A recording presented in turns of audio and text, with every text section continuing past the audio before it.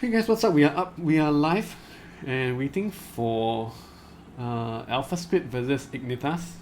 Should be a nice game. I'm not sure which round it is in the Emerald launch tournament, but who cares? It's L5R. Let's just watch some L5R. And in fact, while we are still waiting, why not? I'm gonna play some L5R as well.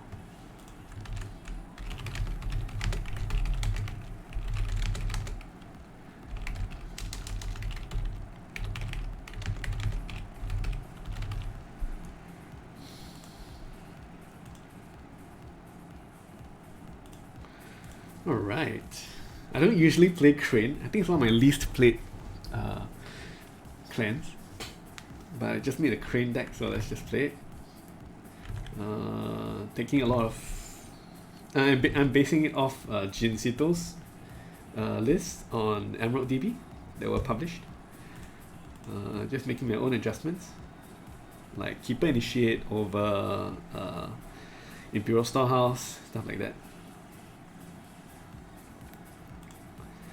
And I'm sure I will adjust it more as time goes on. Well, actually, yeah, there's already a bunch of adjustments that I wanted to make. In fact, let me just... Yeah, let me try to make some adjustments right now. I was just making a dragon list as well. But let's go edit the good stuff Crane. I actually played this a bit yesterday. So I have some changes that I want to try in mind. Edit the deck. Can we duplicate the deck in Emerald DB? I'm not sure how to do that. How do we duplicate the deck? Good stuff, Crane. Huh. Copy that. Of course. Experiment. Mad Science Crane. Of course, this is as mad science as it gets for me, since I like to play very standard stuff. To be honest, I'm not sure about the provinces. Like, I don't know. As in, did when I was looking at Jinsito's list, of course Jinsito is an amazing player, so just good to work off the shoulders of giants, right? So I noticed that this was the pattern of the kind of provinces that he was running. I would guess that Honor's Reward would be the one usually under the Stronghold. Actually, I haven't watched too many of his games, but I would guess that Honor's Reward is under Stronghold as a good defense. I mean, as long as you have one honored character, it's like 8 force. I mean, 8 strength, right? I mean, 5 plus 3 glory, assuming you have one honored character. But then Pursuit of Justice also kind of wants to be on the Stronghold as well, right? So I'm a bit confused about this. Yeah. Pledge of Loyalty, I'm also not sure about this. Yeah, I'm not sure about this. Not sure about Pledge of Loyalty. Tsuma is obvious because it's just insane. There was one point where I was not sure whether to run Tsuma or not, but I think Tsuma is actually just insane. Fire, what else could I... Yeah. I think first I gotta think about what do I want on the Stronghold. Should probably be...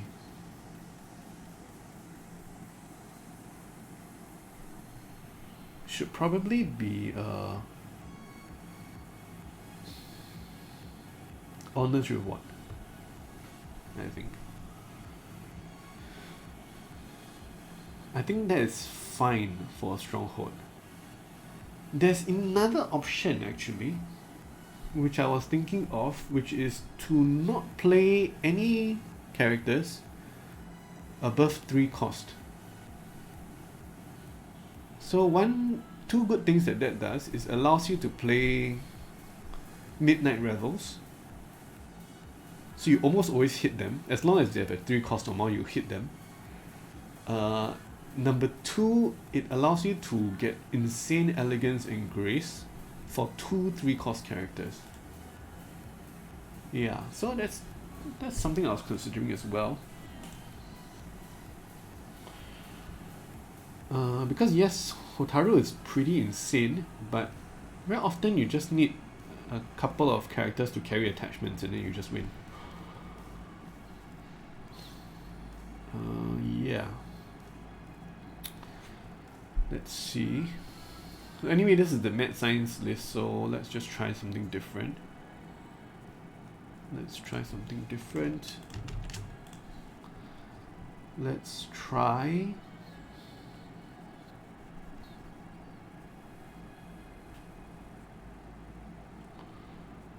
So do I want to try Midnight Revels instead of this? Pursuit of Justice. Why is Pursuit of Justice inside if Honor's Reward is on the box?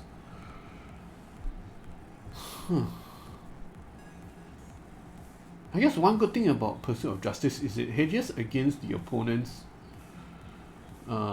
Midnight Revels. If you have Pursuit of Justice face up, you attack them on Midnight Revels, you can unbow your dude. I mean, that's one thing. Let's just try something different. Let's just take this out. We're gonna play, where is that? We're gonna play Midnight Revels. We can't play Midnight Revels on the box, so Honor's Reward will no longer be on the box. Let's play something else on the box instead. Let's play,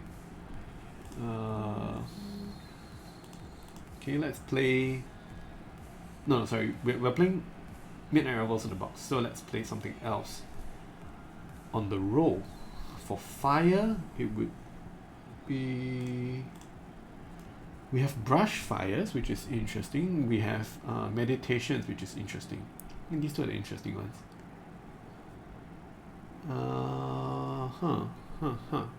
Meditation versus brush fires. Brush fires gets wrecked if... it's actually probably pretty bad. No, brush fire is really bad with Doji Diplomat, right? Because Doji Diplomat is insane. But Meditations is also pretty bad with Doji Diplomat. Right. Meditations is also pretty bad with Doji Diplomat.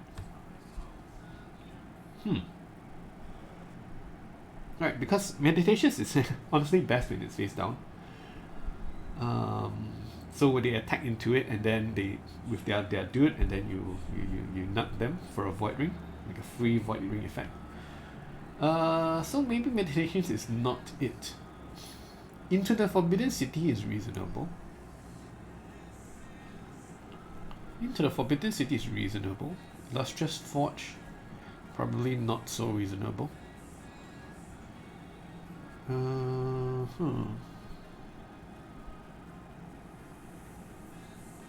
Yeah, join effort, thanks for joining the stream. I'm just waiting for the game to start. You can just chill out here while I make some decks. I'm making a crane list right now. I played with it earlier, but I'm tweaking it. Okay, let's see. Or actually, we can just not play. The other thing we can do is not play the fire, right? We can play air instead. For air, we have some nice stuff as well, which is Cycle of Vengeance, and that's Driven by Courage. I think these two are pretty good. What is Model of Courtesy? Choose Unbroken Province. Oh no, that's awful. Yeah, I think it's Driven by Courage. There's Cycle of Vengeance. Cycle of Vengeance is okay. It's pretty good. If you're in a bad situation and you can't get your boys on it. I mean, generally you'll get your boys on it in most cases. But it does help you to hedge against the bad situation where you cannot get your boys on it. There's also Driven by Courage, which is pretty good. Pretty good card.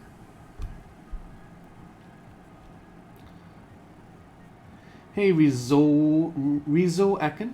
Oh, is it Aken? From the Unicorn chat. What's up? Just chilling a bit and making a bit of decks while waiting for the game to start. Hello. Okay, cool. Thinking what province to play in here. I'm tweaking it from Jinsito's list. Thinking of right now, Cycle of Vengeance and Driven by Courage. I'm gonna go for Driven by Courage, I think, because I like the card. Pledge of Loyalty, I'm not sure about this card. It's good when you're ahead and you can actually defend it, but this card, this province doesn't defend itself. And yeah, it doesn't defend itself. I mean, the good thing about it is, oh, actually, yeah, there's a few good things about it. Now that I think of it, right? Driven by Courage versus Honor's Reward is also interesting. Sorry. Actually, why not instead of Driven by Courage, we just play Honor's Reward? And just treat it as a +3 skill and play it on the roll. We play Honor's Reward on the roll. And on the box, we play Revels. Honor's Reward, then it allows us to use it at our own province to defend Honor's Reward, which is 5 strength, which is pretty good. Or you can attack and you hit into a fire province, you can also use Honor's Reward. And there's a higher chance that you can actually do this because of the Doji Diplomat, of course. And I guess, yeah, Doji Diplomat is like pretty insane. Like, you open up Pledge of Loyalty. The ideal situation for Pledge of Loyalty is that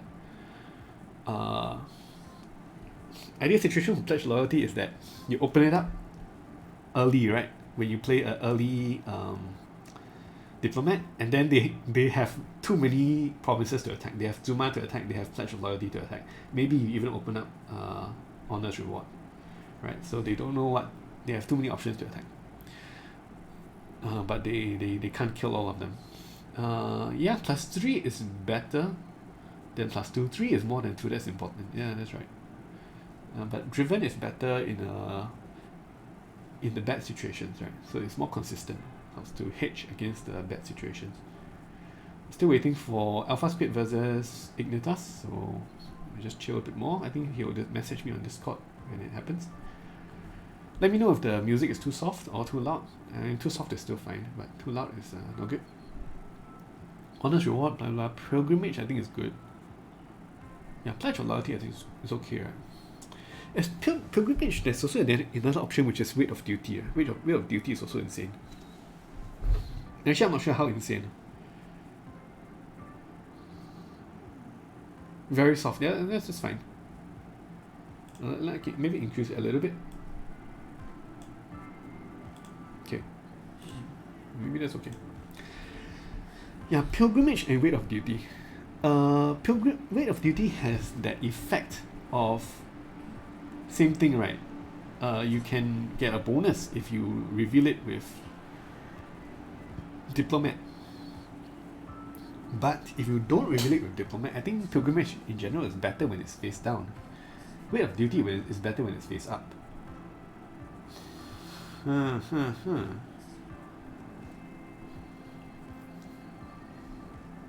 And I mean, even Weight of Duty, you only really get you only really hit non-uniques with it. From Dirty Deeds so far, okay, I better check out his playlist. Better check out his playlist. Yeah, Pilgrimage versus Weight of Duty. Maybe Weight of Duty is not so good, especially because I'm not playing any characters. I'm not only playing any conflict characters right now. So let's just save this for now. Okay, and then now I'm gonna also I'm also thinking about removing this stupid Cunning Negotiator, even though it's rarely, but it makes your what do you call it? It makes your mulligan worse. It makes your mulligan worse. Yeah, it makes your mulligan worse because let's say you have Cunning Negotiator on Zuma. Do you want to mulligan it? It's not the ideal turn 1 play because it's 4 cost. You can only put 4 plus 3. Then that leaves you with no fate, especially if you're player 2. That's not ideal. You'd rather have a 3 cost, so you can play 3 plus 3 and you have fate to play with, or you can play 3 plus 4. So actually, I feel that Cunning Negotiator actually can go. There's also another option to replace it, which is actually the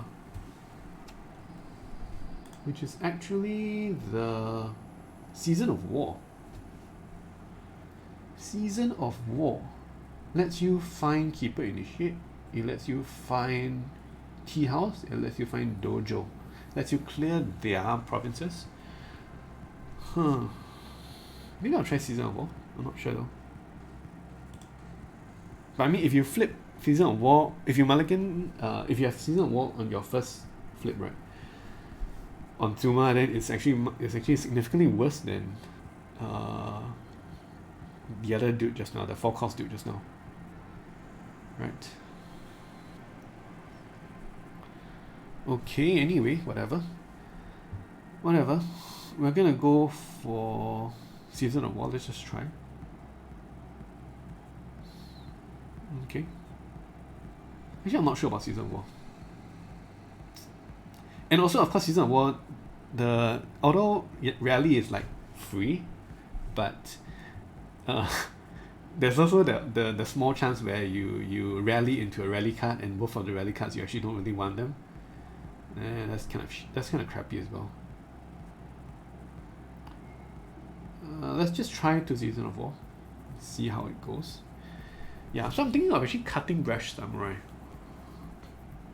Good thing about Brash Samurai is that in the mirror, or even not in the mirror, like even in just usual situations, you can play Brash Samurai and you play another character, and then you have 2 honored characters to beat out their 1 honored character to activate your Voice of Honor. And in general, I mean, Brash Samurai is just an insane card. But I mean, to even talk about removing Brash Samurai is pretty insane because it's such an insane card, right? But I think the reason I'm considering doing it is actually because Brash Samurai is a 2-drop, it's not a 3-drop. So it doesn't follow the pattern of play that I want, which is turn 1, slam a 3-drop plus 3, right? Or slam 3-drop plus 4. That's the pattern of play that I want. And then what about turn 2? Let's say turn 2, I also want to slam another 3-drop plus 4 or plus 3, and ideally get a Diplomat or Whisperer or Keeper Initiate to fill up the gaps. Right, that's the ideal. Hello, Litores. Thanks for joining the stream. We are still chilling and waiting for Ignithas versus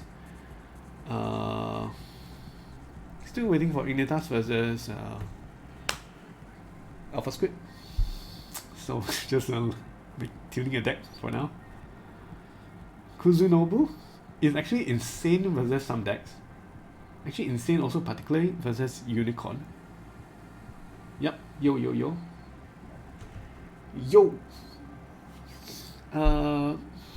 But he's a 4-drop, right? I'm not sure. I don't know how insane he is. I mean, he's obviously insane.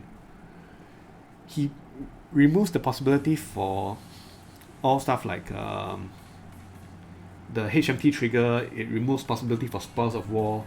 It removes Keeper procs. I mean, Keeper procs actually it hurts me more than it hurts them, because usually Keeper proc, I'm the one procking Keepers. Other people aren't playing Keepers for some reason.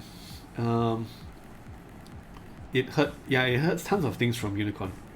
Kuzunobu was actually insane versus Unicorn. So maybe play 1 off. Just leave it like that. Whisperer, Initiate, okay, Toshi Rambo, blah blah blah, I don't really care. This is all good stuff. Whisperer is a questionable dude, but still okay for now. Hotaru, I'm thinking of cutting Hotaru, even though it's insane. But maybe just cut Hotaru. Play the 3-drop, make super consistent 3+3 turn 1, 3+3 turn 2. And then, go for a super consistent play style. The more 3s you have that you want to play as well, is the more 3s that you find on Zuma, which is very nice way to win the game. I'm going to remove the Brash Samurai as well. Challenger Kageyudis are all insane, yeah, so let's just keep those. Dynasty. What's your plan versus 3x SI, 3x Way of the Crane decks? So against 3x SI with 3x Way of the Crane decks, what you can just do is you can against Crab, of course, you just mouth for the small boys, which is 3x Whisperer, 3x Keeper Initiate, 3x Diplomat. I mean, of course, you don't play the Keeper Initiate. You play the Diplomat and the Whisperer. So the chance of finding Whisperer or Diplomat, right? Let's say we can go to a hypergeometric calculator. Hypergeometric calculator. So let's say effectively we have 40 cards. We have 6 hits. Technically we have 45 cards, but let's say we just make it simple. Say the rally cards are free here. Then sample size, we draw 4 cards. Actually, that's not really a good way to calculate. We draw 4 cards, and then your successes in sample will be 1. I'm just looking for 1. So we have a 49 chance to hit without mulligan. Right, so then let's say we don't hit anything at all. We don't hit at all. We completely miss. We get 1 more roll at this. But the second roll is even better because the odds are it will be 36. Because the first 4 cards are not these successes. Right. So you roll again, and you have a 53% chance to hit. So that means the chance to miss is like 51% times 47%. So it's something like 25% or 24% to miss. So that's the first thing, right? You get to play that kind of stuff. And then the second thing is you're trying to. Sorry, let's look for the correct tab so I can stay safe. Okay. Alright, yeah. And then after that, once you get Keeper Initiates in the bin, then you just completely turn the tables and you turn them into dead cards. Right? You turn Way of the Crabs into dead cards. Yeah. And of course, yeah, Way of the Crane especially is really good against that. Voice is a good card indeed. Yeah, so let's filter this by cost. I really like this UI from Worker Bee that he did with Emerald DB. Is really nice. You can check out the cards by cost. So 3 cost. I want 3 cost dudes. I want 3 cost good dudes. I think Doji Representative is not ridiculous, to be honest. One good thing is that he goes conveniently into Kageyu without using a new name. It's really 10:30. What is this? What are these guys doing? Let me just check with alphasquid. Why is he?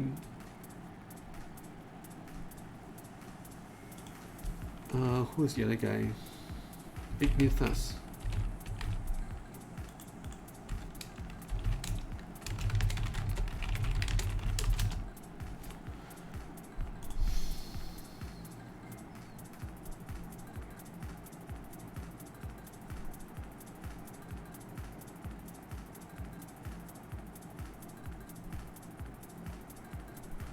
$11.25 hours from now. 11 hours from now. Or maybe I messed up the time. I think maybe it's in half an hour's time. Let me count now. Oh yeah, I think it is in half an hour's time. Oh, I'm so sorry. Yeah, I think it's in half an hour's time. Let me just...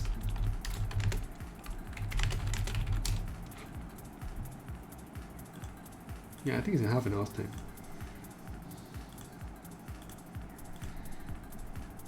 Yeah. Okay, it's okay. Let's just chill. Yeah, you guys can come back half an hour later or whatever. Just listen to me ramble, whatever. I don't really. Yeah, it's up to you. Yeah, it goes neatly into Kageyu. Shigeru is also not ridiculous. It's not very flexible, but not ridiculous. Fusui Disciple is probably not so strong. Asami is reasonable. I think Master of Keepsakes is pretty good. Paragon of Grace also pretty good. So let's just try these two in. And now we have tons of 3 drops. Tons of 3 drops. Maybe we actually have too many 3 drops. We actually may have too many 3 drops. If we have too many 3 drops, then the question is, what can we use the extra slots for? Right, the extra slots can be used, we can extract the value from the extra slots using holdings. And also using maybe like 1-cost dudes, efficient 1-cost dudes that help you just get you force when you need it. Holdings, I mean, Artisan Academy is just okay. Dojo is meh. Fuji Temple is just not good enough. These are awful. These are all awful. These are all awful.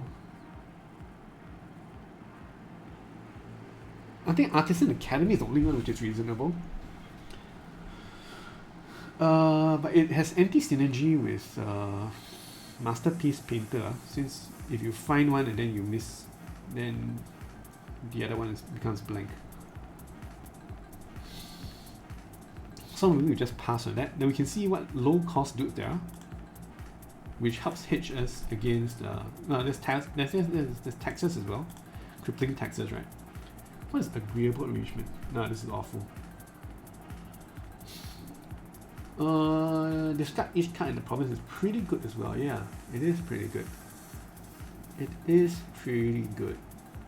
But the problem is that it often costs you 2 fate to do this, right? If you by playing this you lose the passing fate, then it costs you 2 fate.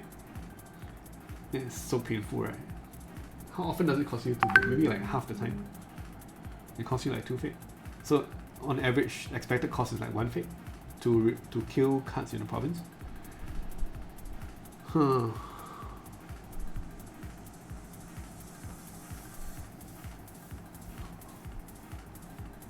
How important is it to kill the card in the province? I mean, Crane is pretty good at breaking.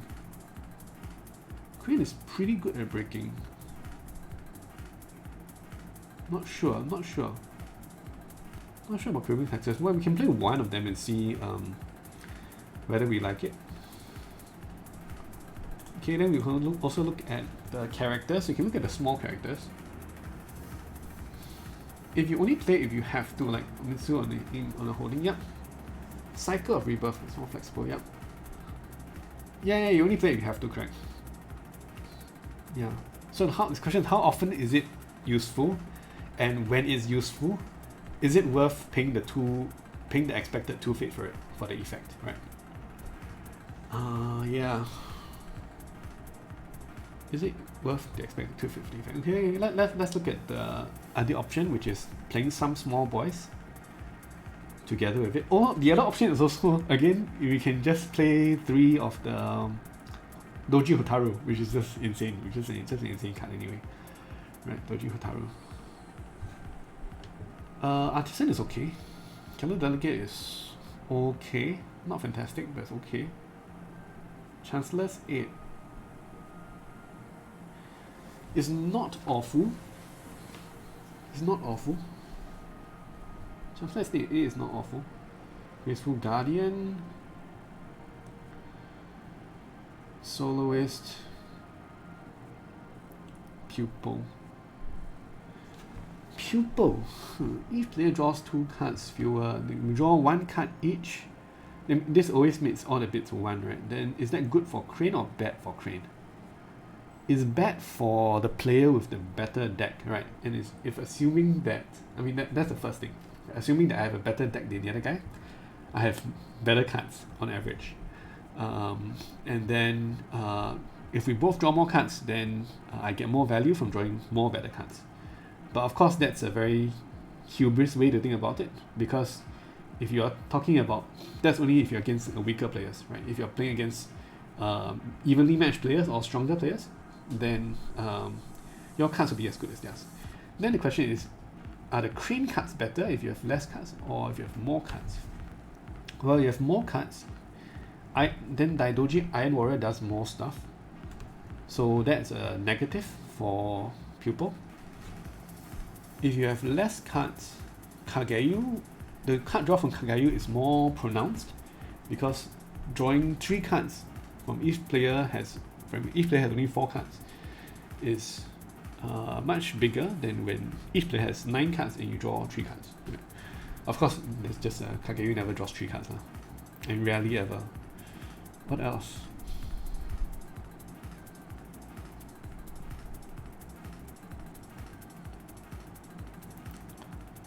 How well does Crane play without cards?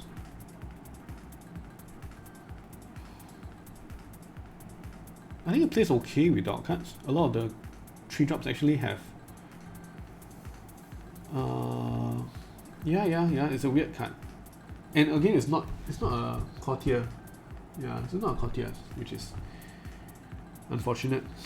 I mean, it's not that huge lah. Not being a courtier. Yeah, but it makes it such that you don't get the proc T house off of it. I'm still waiting for a geisha card, right? A card that actually cares about geishas. That would be interesting.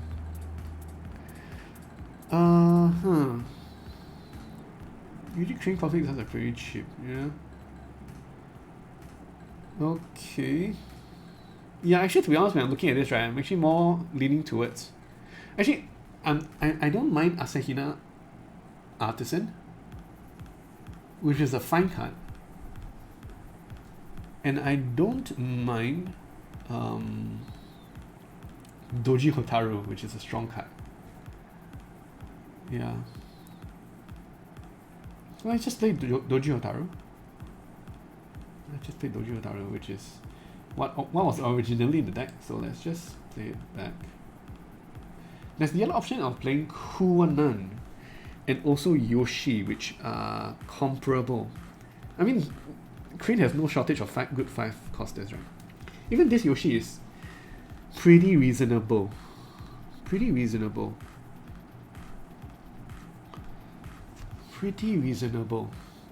So what is the comparison between these? Hotaru has 6 political, which is madness. It's actually madness. Then Honored is 9 political, is just a wrecking ball. That's a wrecking ball right there. That's same as Yoshi. Kuwanan helps you hedge against dying to military. Yeah, that's one thing it does do.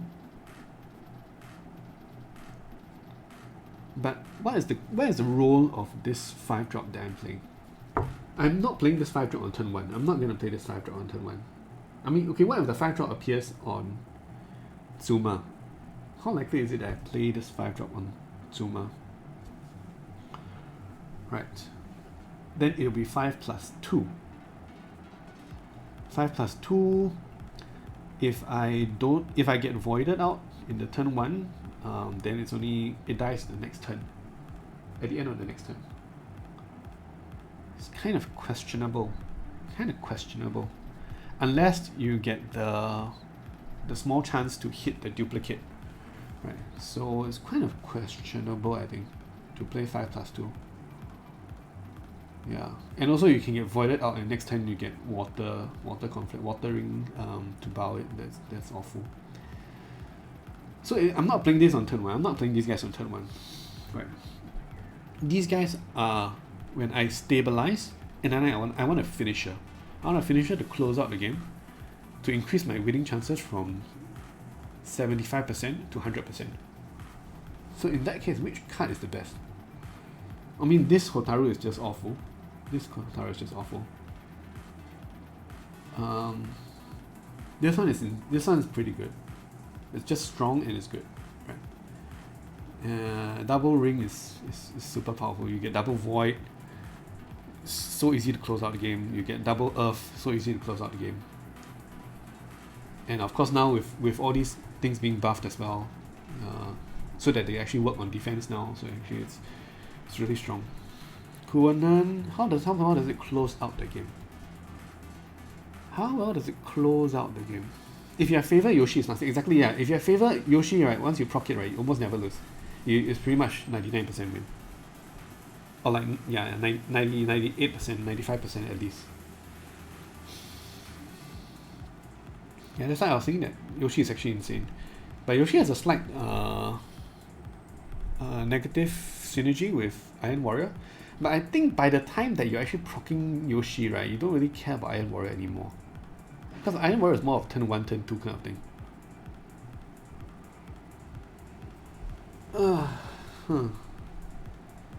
I guess we're waiting another 15 minutes for the expected time of the game to start. Okay, Kuwanan.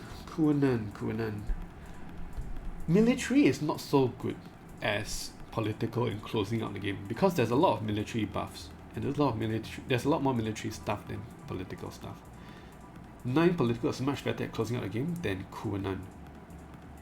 Yeah, I think so. I think it's safe to say that.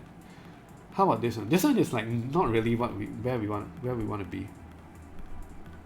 You have to be the attacker first, whereas Hotaru you don't have to be the attacker. You have to be the attacker and then you win the conflict. Usually when you're winning the conflict, at the point that I'm playing the 6th drop, I'm probably breaking my third province or maybe the 4th province already. Right. It's only sometimes that I'm killing the 2nd province when I'm attacking with a 9 political. So then the dishonor effect is actually not even that insane. Right? Is it right? I guess so. How about you? I think it's really Yoshi versus Hotaru.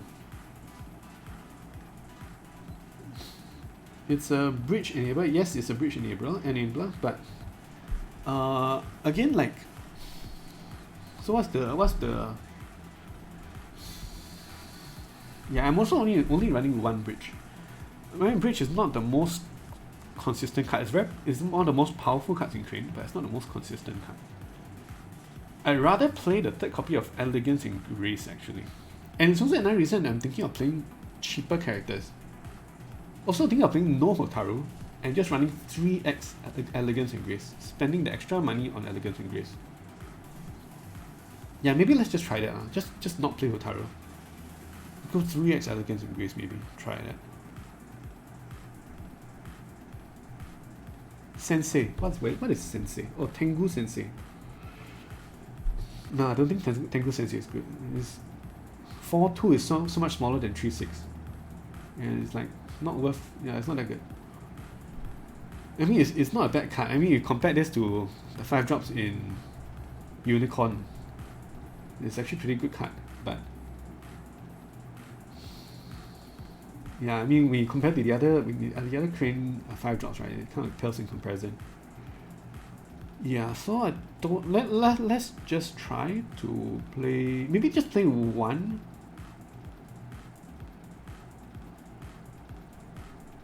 Let's just play one Yoshi. How about that? Let's play one Yoshi, one Hotaru. Let's see which one we like.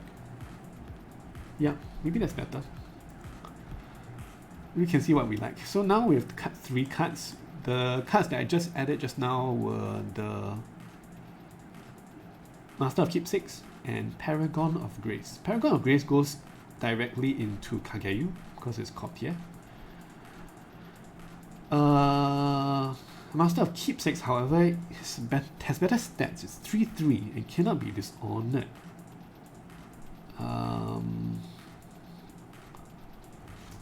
But this has an effect as well. Hard to say which one is better. And also, this one is only 1 glory compared to 2 glory. This guy is often 5-5, which is actually already a beast. 5-5. Right. Huh. Not sure. Not very sure.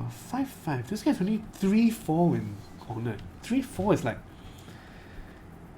not really strong enough to defend your honor. It's not really strong enough to return the offense very safely. It's a bit questionable also, this Paragon of Grace, not sure. Master of Keepsakes.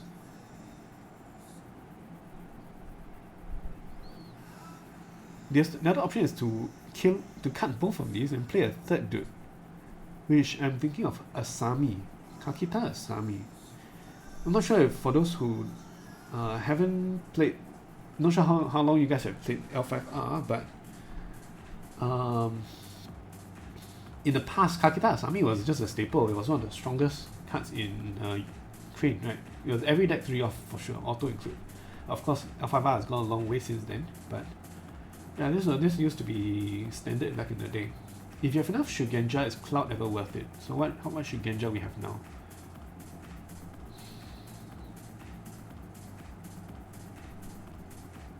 Yeah, we don't have enough Shugenja, so yeah.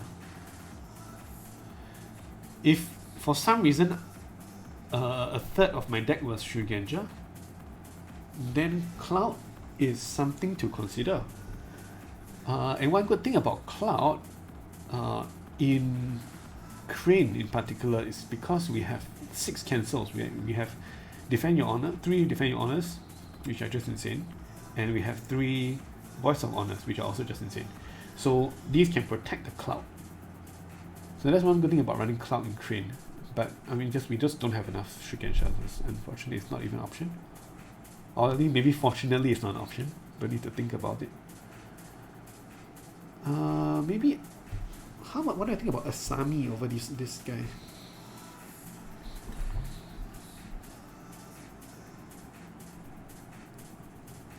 Yeah, the Artisan, yeah. Artisan actually has some interesting synergy with Crane cards. There's a bunch of political duels in Crane. So let's say duel, right? Look for duel. Dynasty, no, not just Dynasty. Conflict. Yeah, there's a bunch of political duels in Crane. Not policy debate, but disparaging challenge, for example, disparaging challenge, game of Sedane, arbiter of authority. Counter scheming is just too expensive, huh? And courtly challenger. I mean, all these cards are interesting, but the problem is that it's hard to actually win the political duel comfortably with these cards, unless you honor the character first. But if you honor it, then you can't get the value from Kyuden Kakita, right? So the way to work around this is actually, if you have Asahina, that Asahina card, right? That Asahina Artisan, then you just buff, and then you courtly challenger them, right? Then that's massive value, right? That's massive value. Right. Massive value. Yeah, but I mean, I'm not gonna do that in this deck right now. Okay, what was I thinking of? What was I thinking of doing? I was gonna cut something, yeah. I was thinking of Asami over Keepsakes. Okay, so let's compare Asami with Keepsakes. I think maybe we remove Paragon of Grace. Maybe it's just not good enough. Okay. Maker of Keepsakes. Compare it with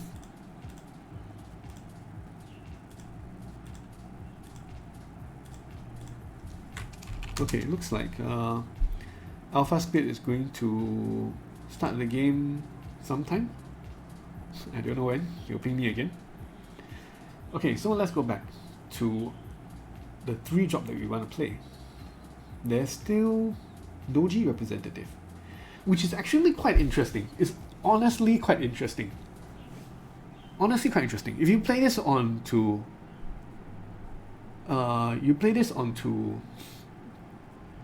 on Suma, right? You have 3/5. Right? You have 3/5. If you attack in with Doji Representative, they can pretty much never defend. If they defend, you just pull back, right? Then you have a great spot as well. Is it great spot? I mean, if you pull back, that means you're attacking again. Your second attack will be on military, where you only have 3 force. It's not insane, but if they try to defend you, you can always just either win or just pull back, right? So it's good. Let's not say insane, but it's good. Depends on how much mill force you need. Yeah, definitely. It depends on how much mill force you need. Because generally you don't want to not die. In this game, it's very important to not die. In card games, right, in general. And even like in all sorts of games. Like StarCraft, we talk about StarCraft, we talk about some of the games that I like, StarCraft, Hearthstone, I like Slay the Spire. Or in all sorts of games where all sorts of games, right, where you're trying to achieve some goal, like trying to kill someone or something. Very often, the important thing is to not die, right? You try to not die. If you die, then you can't win the game, right? If you die, you can't win the game. So expert players are very good at not dying. They include cards to help them not die, and they make plays to make them not die. So yeah, not dying is very, very important. So it's very underappreciated how important not dying is. Yeah. They can just hang on and hang on and hang on until they get an opportunity to actually break open the game and then and swing the game from there. So not dying is really, really important. Yeah. So military is usually the way that you lose. Usually you lose by military. Yeah. So military is pretty good for not dying, which is a strike against Doji representative. Okay, it is a strike against Doji representative. It's also a strike against Shigeru. Right. It's also a strike against Shigeru. Okay, what other options we have? We have Asami. Again, it's not military. Then we also need to see how much military we already have. There's also Kakita Yuri, which is also interesting. Yuri, unfortunately, is usually never blocked. Right, he's usually never blocked. So it's hard to actually proc this with Yuri, right? Unless there's two ways that I can think of right now to actually really get Yuri to proc. One is you are ahead on the race, so they have to defend Yuri when you attack on political, and then they have to defend Yuri, and also in this case you also have to be the first player, I guess, because if they are first player, they just hit with their military conflict first anyway. Then Yuri doesn't really do anything except against Unicorn. Except against Unicorn. So yeah, so Yuri, I think maybe it's not so good, right? Yeah, where did I get the wrong hour? Yes, I got the wrong hour. Yeah, game starts in 6 minutes.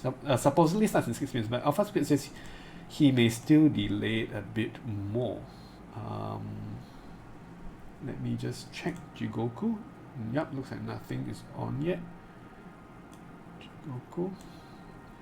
I definitely got the wrong hour. I thought it was half an hour ago, but it was actually half an hour later than I thought it would be. So anyway,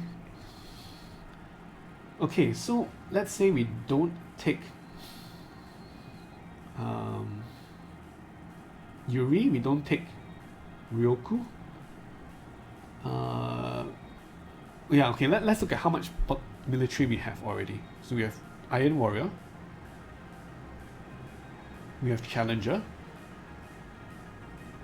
we have Kaizin, we have Veteran. Okay, so we have 1, 2, 3, 4, 5, 6, 7, 8, 9, 10, 11, 12. 12.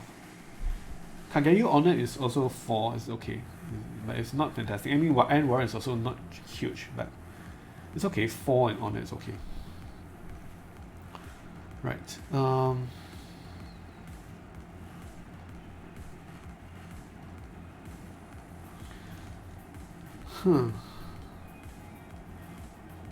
So do I think that is enough military boys to make us not die?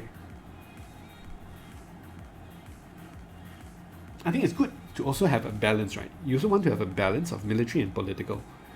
Why do you want to have a balance? So that you can join The military character can join the military conflict efficiently, and the political character can join the political conflicts efficiently, right? Right. Since you only there's only 2 conflicts maximum of each type every turn, other than in like Unicorn.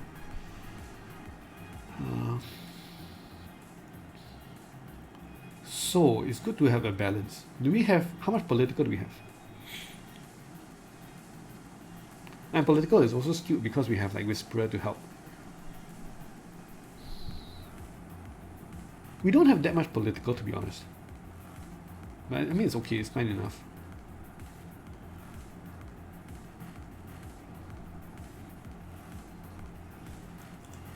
Game is up. Okay, game is already up. So let me just stop talking and let's get into the game. Game is up.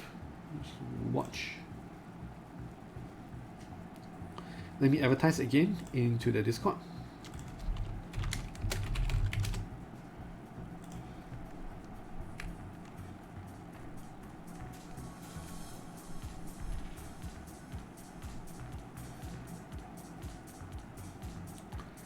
All right.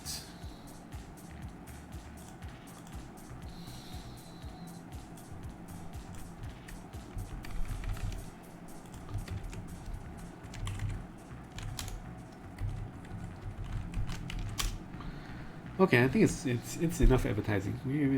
It's already there.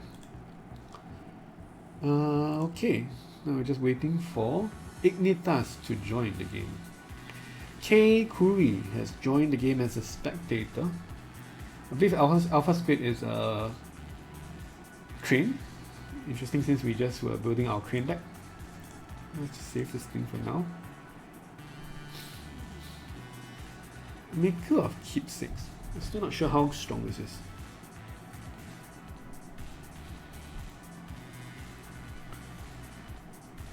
And how strong this is compared to something like Asami.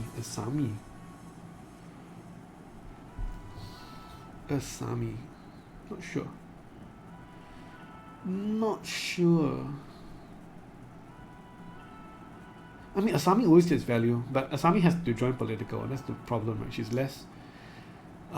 less of a good tower, right? Because she doesn't join both sides easily. The best tower joins both sides easily. Yeah. Actually, I kind of like keepsakes, right?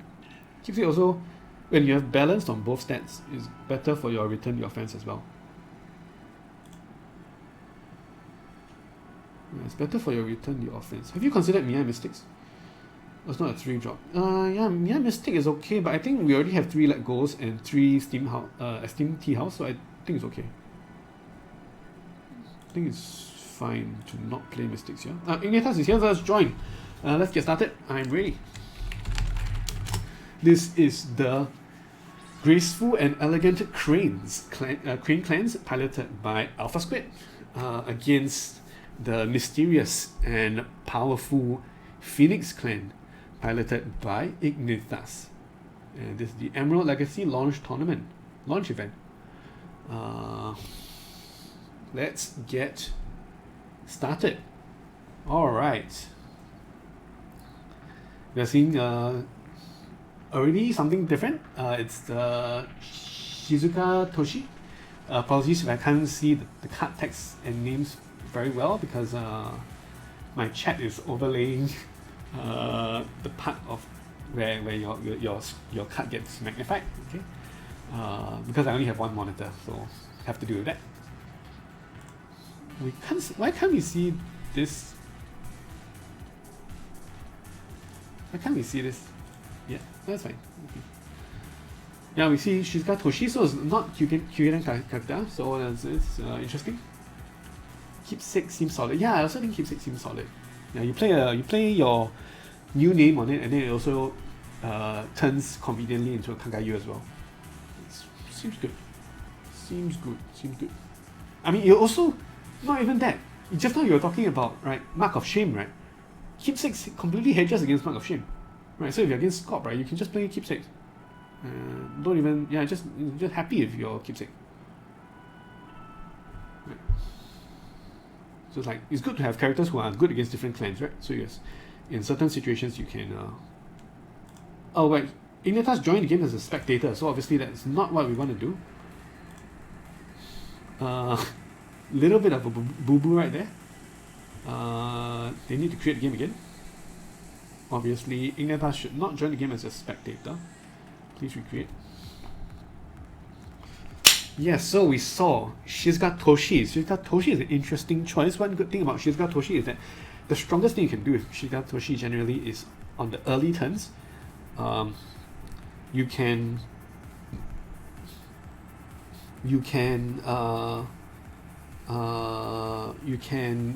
just bow their poke. Yeah, you bow their political poke. Yeah, with Shizuka Toshi, and then it's insane because right, you don't commit any character, and you can bow their character, so it's huge. It's really strong. If you can get that to work.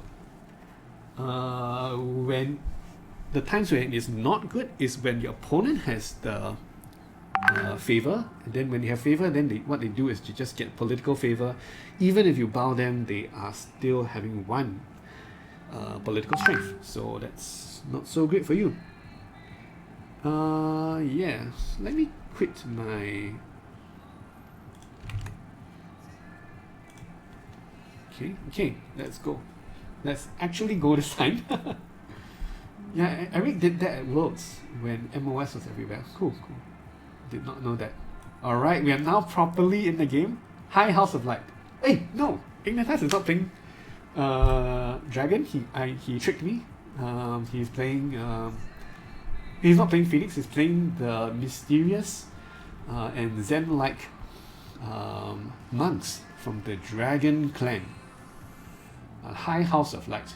Okay, the temple where all the monks reside. He's playing Seeker of Fire, and we're going against Seeker of Air. Seeker of Air against often has things like Mark of Shame.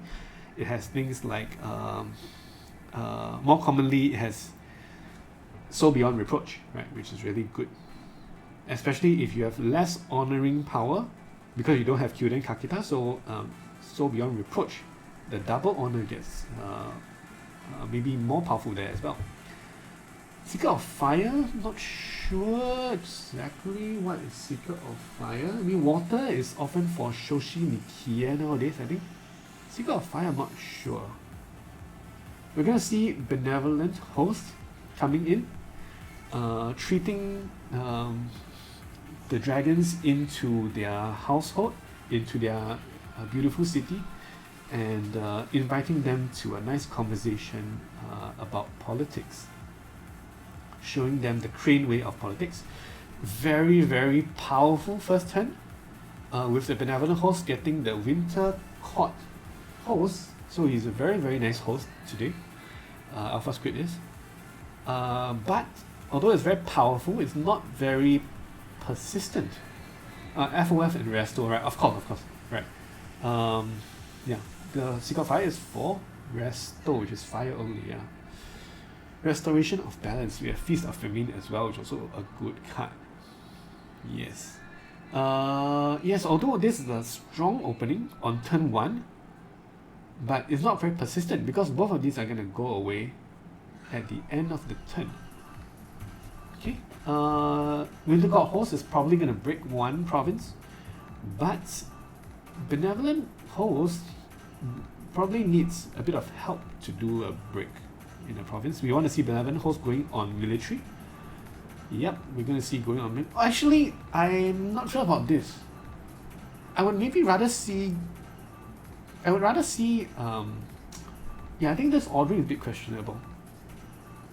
I would rather see Winter Court Host going in on Fire Political, and then that honors Benevolent Host, and then Benevolent Host can go for the break without an additional card, right?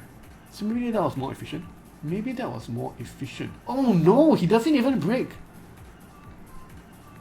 That's awful, right? Because I mean, you expended forfeit, and you lost the passing fate, right? So, and you're not even getting the break for it. And especially this is an excellent break because Cycle of Vengeance has no target for it. Yeah, so you can see the order was really important here. He should have gone for the Winter Court host first on fire, honoring Benevolent host, and then Benevolent host goes in. Right, so the ordering of the rings is really, really important in this game. Really, really important. I mean, it's one of the key charms of this game. It's why it's so elegant and so beautiful, while still having such a depth of strategy. Scared of Resto, you think it's a fine call. Scared of Resto. Scared of Resto. True, that is true. That is true. It does hedge against Resto, which is a 25% chance. Yeah, I didn't think about that. Scared of Resto. 25% chance. Oh, thanks for joining the stream, by the way, K Kuri. Not sure what I should call you if K Kuri is a reasonable thing to call you. Scared of Resto, it's only 25% chance. And then you can play cards. He has no really cards to play, right? If he gets hit by Resto, he discards 5 cards. Yeah, it's quite bad actually. Oh, but it's so painful. It's so painful, oh my goodness. Not only is it so painful, now he even gets the Cycle of Vengeance to proc with the Ancient Master on. Oh my god, it's so painful. This Ancient Master is he's very old, but he is gonna deliver a beating. 3/3 with 1 fate on it is not a joke. Not a joke. Not a joke at all. 3 is a perfect number, perfectly hit to smash down the temple of not the temple, the city of Tsuma. So we're gonna see if and also 3 is perfect to get around the politics in Shizuka Toshi. Oh, we see elegance and grace to very expensive, very expensive. Yikers, yikers. Elegance and grace to Ready Winter Court host. Very expensive. Actually, did he manage to draw a card from Winter Court host? Yeah, Winter Court host actually draw 1 card when Ancient Master was played at home, so that's one nice thing. It's a nice bonus getting Winter Court host to proc. And Ignithas passes the conflict opportunity. So expensive for alphasquid. Yeah, paying $2. Paying $2 and a card. That's like three resources, right? 3 resources. Oh, ouch. Just to hedge against the attack.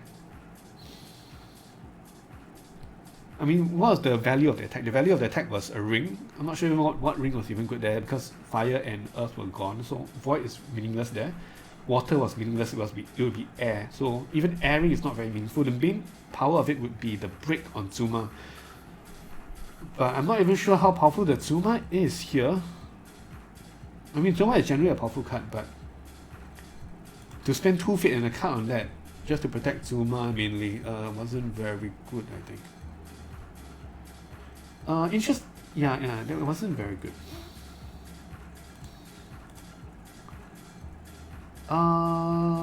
One thing it did, I guess, do was it gives him favor. I'm not sure if favor was going to be important. Without that unbow, no, actually no. He's going to go in for the smash anyway. Yeah, so it doesn't give him favor. It just protects Zuma. Anyway, what we see here is let's actually talk about what's going on right now. It's Season of War is the first action. To discard everything. What did he actually discard? Cycle of Rebirth. Kazooie. What he want to discard from alphasquid? Fusui Temple. Okay, Fusui Temple is interesting. I was actually talking about this card in Unicorn chat. Season of War. Very interesting. I don't really see anything that was really threatening on alphasquid's row that Ignithas wanted to Season of War. I guess he wanted to look for his own good cards. Yeah, he didn't find any cards that he wanted, I guess. He was looking for a big monk. Yeah, he wanted to find a big monk. A big character, of course, with Season of War. So I guess that's reasonable. But on the downside, he also, with the Tides of War, also allowed alphasquid to refresh his role and get new characters as well. So I guess now he's going to slam Togashi. Yokuni. He's going to slam Togashi Yokuni, probably +3 or +4. That is my guess. Let's see. On this side, oh, there's actually Emperor. How come? Because the person who's commentating is hard to catch everything, right? But I'll try my best. There's Emperor, and there is the Favor. Oh, he chose to go for Hotaru instead. I was just dissing this Hotaru earlier in my analysis, in my deck building part of the stream. That this Hotaru is like the worst of all the 5 cost characters, right? Yeah. I mean, the best thing about him is that he's a big boy lah. She's a big girl. She's a big girl. 69 is pretty nice. Interesting that he went for that instead of the Emperor. How much fate did he have actually? He played this with 2 fate, and then he passed. He had 8 fate, so Emperor only get Emperor +2. Emperor +2 is not that amazing. Yeah, so I guess this is reasonable, but to be honest, right, why only play +2 on the Doji Hotaru? She's a big girl, just give her more fate. She can independently, she's an independent woman. Right. Yeah. I would rather be happy with +3 instead, since he had 8 fate, right? You could just go +3. So he was gonna get passing fate, so he had 1 fate to play with anyway. So yeah, it's such a powerful character. For powerful characters, I mean, it's just obvious basic stuff, right? But for powerful characters, you want to put more fate on them, right? Because this 1 fate gives you 1 more turn of the powerful character sometime in the future, right? So as long as there's no kill effect, and there's no kill effects in Dragon. So yeah, can you consider, is that turn going to happen? Is that turn 3 turns in the future going to happen? In this game, yes, I think 3 turns in the future, this game is still going to be on. And also, of course, it hedges against Void Ring. So yeah, really don't like it. Oh, now there's exactly, you see this, we get the Void Ring now. Going in on political void. So if she defends here, then it's like you're spending your big general army is going in for the little scout, right? The little ancient master scout. So it's like, feels so bad, right? It's really, really good position for Ignithas. It's such an, if anybody plays Wei Qi here, right, it's like, it's such a bad situation for alphasquid, because if you defend, it's so painful, and if you don't defend, he gets a perfect break onto Zuma as well. 3 strength hits the Zuma's 3 strength. Yes. Ouch. Yikes. Oh, yikes. So the dragons look like they're really firmly in charge. They are gathering in their assembly in the morning, dishing out their monk duties, and this scout of the ancient master, he's the first guy in the front, but he's already doing a really, really good job with a political conflict, trying to stir up shit in the city of Zuma.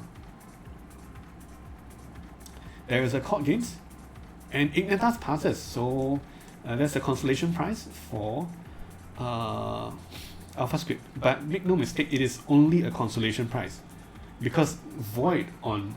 Wait, what? Oh, Shizuka Toshi, right? We see actually Shizuka Toshi, very nice. The combination of court games with Shizuka Toshi actually allowed alphasquid to do what I was talking about just now, which is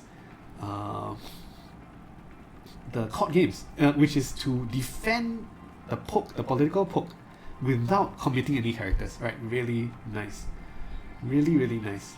Shizuka Toshi showing that even though it's the often less loved of the Crane strongholds, that he can still do a good job sometimes. Right, so nice. Very nice, very nice. Zuma is gonna live for another conflict. I am very doubtful whether he will live for the military attack from Ignithas though. Very doubtful. Also, I'm not sure about this going for one fate on Togashi Initiate and also not playing the Doomed Shugenja. That's very, very interesting. He has 4 fate in hand. He has 4 fate in hand. And 4 fate in the pool. Doomed Shugenja has 1 fate. Just play it, right? Doomed Shugenja is such a good card. Very questionable. Very interesting. alphasquid passes. He's going to defend with the big boy. And we're going to see the attack. Right, we see here. I mean, yeah, if you just had Doomed Shugenja, you actually have much more force, right? You just add extra 3 force to either just now the political attack, which hedges against exactly what happened, the court games into Shizuka Toshi, or you can put an extra 5 military skill into here. And now he's going in just with Togashi Yokuni. Also not sure about this. Not sure about this. I don't see why you don't attack with the Togashi Initiate. And we see Shukujo, oh, the prized clan possession, passed down generation to generation in this fantastically crafted sword. The Shukujo, very rarely seen. Very nice that we get to see it here. Beautiful holder for it in the art. Can we see? Very nice cut. Allows, and again is on the champion, so the champion is able to switch the military conflict to a political conflict here. Political conflict. Wait, what? He doesn't switch? What just happened? Alright, he didn't need to switch. And also, why did he not honor Togashi Yokuni by copying Togashi Initiate? Right, Yokuni just copies Initiate and then you honor.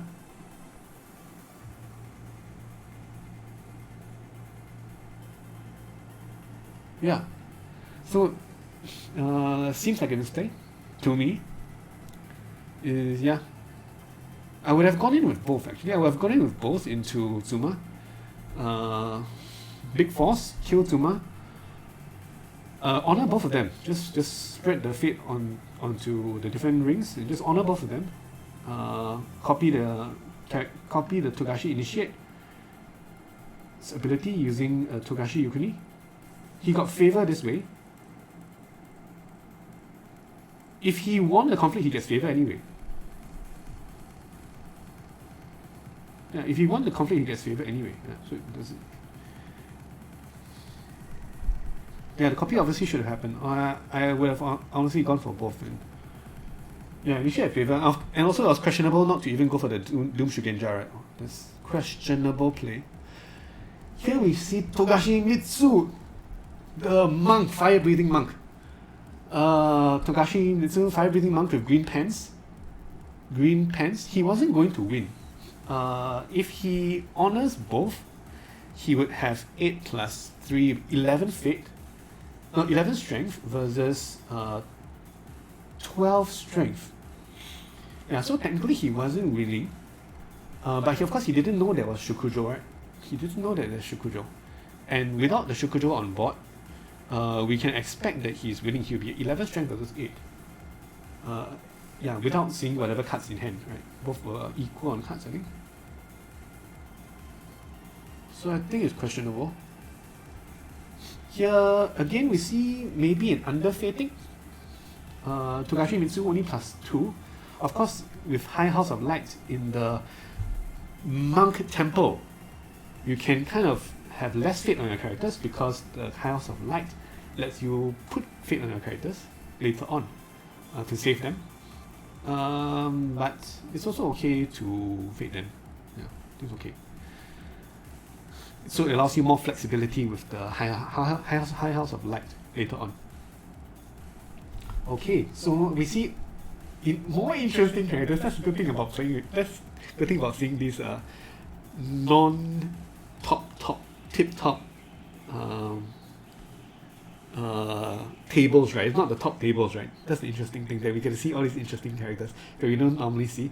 We see Hante Daisetsu, very strong actually when on it. It's actually a 6/7 courtier and gets to blank someone during a political conflict, but only participating. So it's not that amazing. It's a trick of the light for participating characters. Not insane, but 6/7 is still a big boy. 6/7 is still a big boy. And we see here is a Cloud the Mind. Cloud the Mind. Cloud the Mind? Why Cloud the Mind? Why Cloud?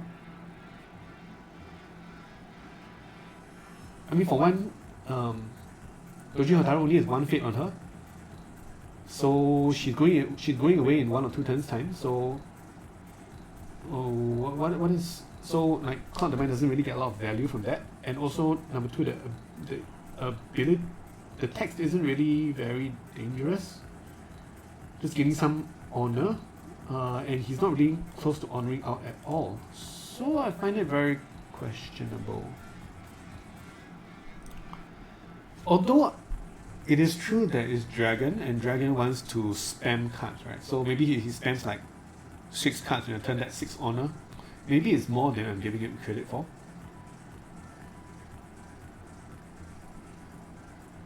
Maybe it's more than I'm giving it credit for. It's interesting, yeah? This is interesting to think about. But the way I rather play around this is, rather than Cloud the Mind, I just overfit my characters, wait for this Doji Hotaru to die, and then just chill. Yeah, just chill. Anyway, so what we're seeing here is that Hante Daisetsu, the royalty from the Imperial Palace, is coming down to stir dissent in the Dragon Realms on a face-down province, going in alone. Okay? Looking very dignified. Hante Daisetsu. On the defense, who would you want to see? Okay, what kind of ring would be interesting here? Of course, there's a ring with 2 fate. That's always very interesting. Restoration of balance is what we see. It's a disaster. It's a complete disaster. Yeah, restoration of balance is a complete disaster, and because we're not fire, there's no chance of what do you call that? There's no chance of highlight the flaws, right? Okay, the item gives the character an action. Let's see. If attached character has the champion trait against action, yes, it gains an action. But Cloud the Mind doesn't actually remove those actions which are given, because its printed text box is blank. So yes, it does not remove the Shukujo action. Cloud the Mind does not help that.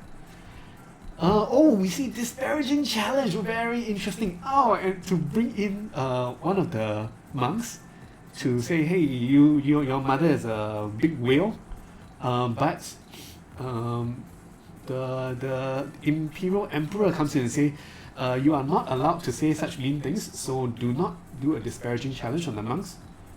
But there is a voice of honor to cancel that. And now we see that we are bringing Togashi Mitsu into the conflict. But Togashi Mitsu is not enough to prevent a break on Restoration of Balance, which is a disaster. If he breaks, that's he's discarding 10 cards. Ignithas just gonna milk some of the value from Togashi Mitsu being in the conflict anyway. He's gonna go for his Hurricane Punch to draw a card. He's gonna play another Hurricane Punch using Togashi Mitsu to recur it, draw 2 cards.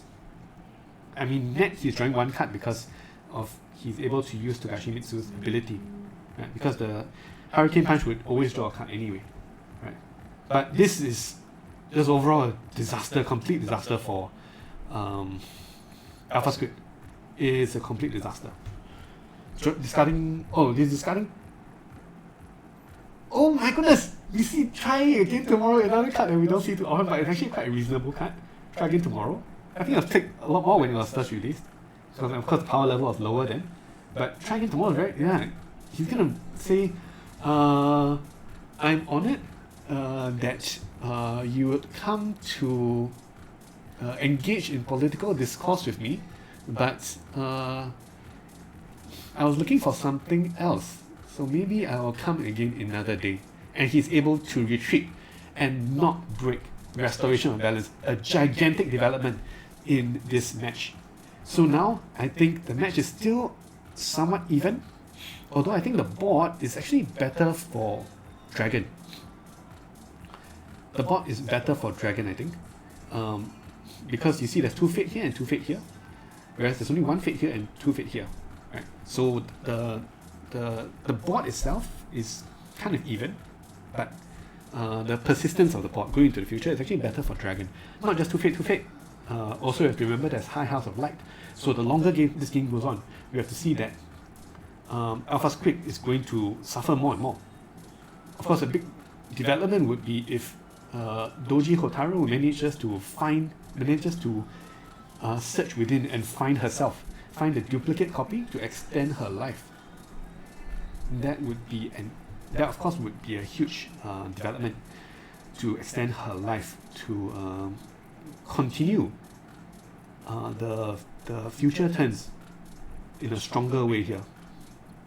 In terms of resources, it's somewhat even, although it's probably a bit better for Ignithas. We have 9-5 versus 12-1. 5 Fate is a lot of Fate.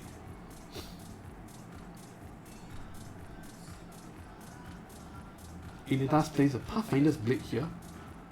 I guess what he's trying to do is trying to play 5, yep, he's trying to play 5 cards to press House of Light and get 1 Fate off. Okay, and he's going to take 1 Fate off of Void. So what this signals to me is that he wants to go into air. Right? He wants to go into air.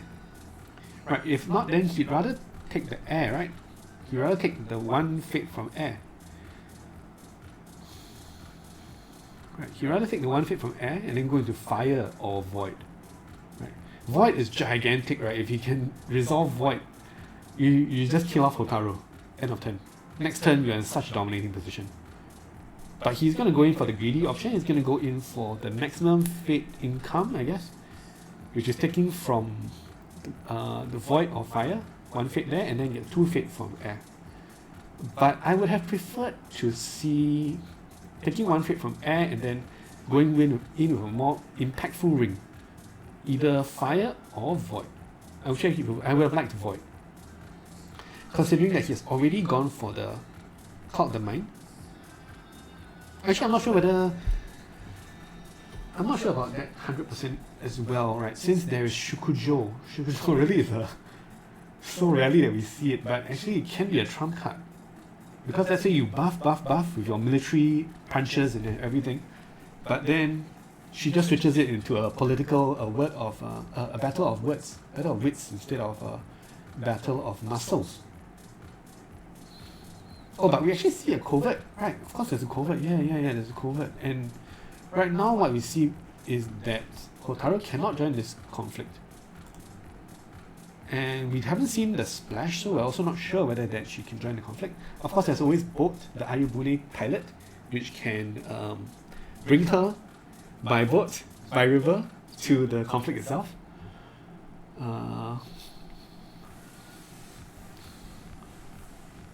Yeah, so I'm not 100% sure, but I thought it would have been interesting to see him take the Fate from air and then go into fire or void, both which is super impactful, right?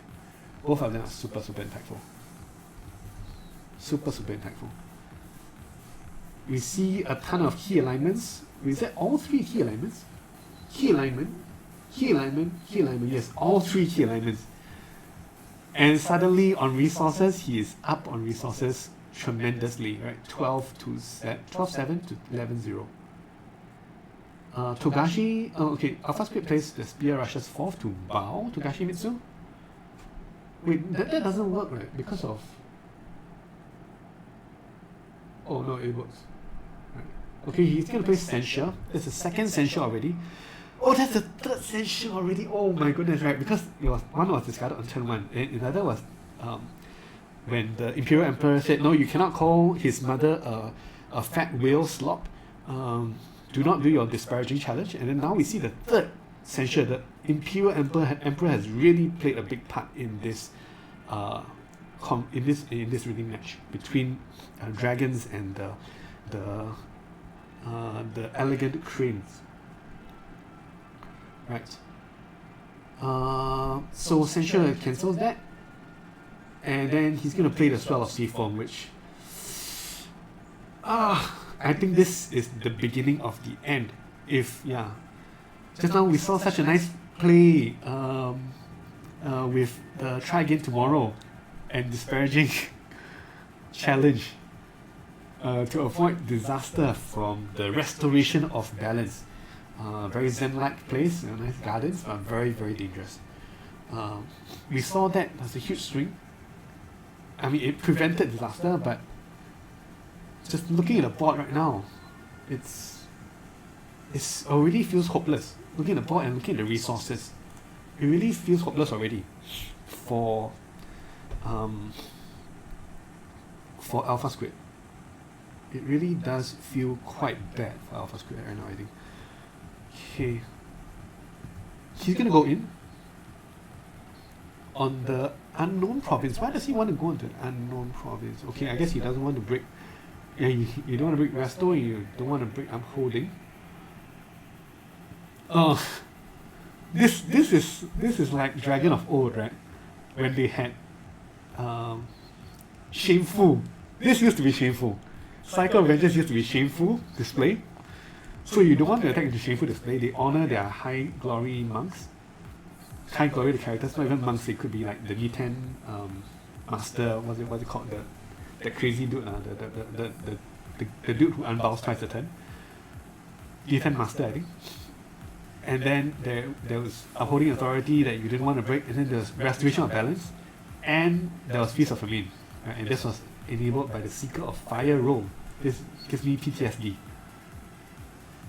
Right, and now he's going to go in with Way of the Crane on Doji Diplomat to allow the Diplomat to buff up a little bit, get a little bit of strength, a little bit of training, a little bit of weights training to punch the desolate province and actually be able to resolve the firing to dishonor Togashimitsu. I'm not sure about how important it is to dishonor Togashimitsu. I guess it's okay because there's no more Sword of Seafoam here. But I believe he still has Sword of Seafoam in his hand, right? Just now he collected so many cards from key alignments. Okay, there's key alignment. He took one Sword of Seafoam. No, he took two Sword of Seafoam. You see? He knows that he has another Sword of Seafoam. So, like, dishonoring Togashimitsu isn't even that powerful. Yeah, this is really the beginning of the end, is for sure, right?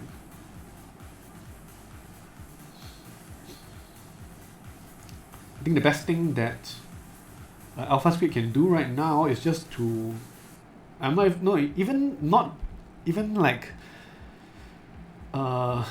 defending. He can't even defend even if he wanted to because of the covert, the sneaky monk. You would think that having neon green pants and breathing fire would not be such a stealthy, would not result in such a stealthy character, but yes, the covert from Togashimitsu is going to avoid where Doji Hotaru is stationed. But Doji Hotaru says, hey, there is something going on at the city over there, at the province over there. I need to get there stat. And he hires the help of the Ayubune pilot. But I wonder if this is a fool's errand, because you have to really look at how much strength Ignithas has. Right, there is Sword of Seafoam is going to honor. Right, Is it honor immediately later? No, he doesn't. Okay, he plays Sword of Seafoam, but he plays it without another conflict, another keyhole, so he doesn't get the honors. Okay, that's not fantastic. I wonder if he made a misplay here. Could be a misplay. But anyway, yeah, he still has Yokuni and Togashi Initiate, both of which can add another, which is a total of +5 strength, right? Because both can get honored. There's 3 glory, 2 glory, that's another +5 strength. So is this really going to help?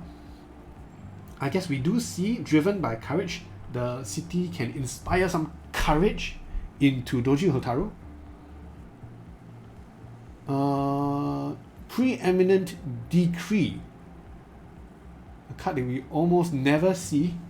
Choose a participating courtier you control for this conflict. Each other participating character is -3 political. 3 is the glory. Wow. We see all sorts of cards being showcased in this match. Very interesting. Very nice that alphasquid allows us to see all these interesting cards that we don't usually get to see. Yep, we don't usually get to see them. I think there's still going to be a Void Fist though on to Doji Hotaru, right? She is on 8 strength. Yeah, I think there could be a Void Fist coming here. Togashi Mitsu just needs 1 more strength and then he can Void Fist Hotaru home.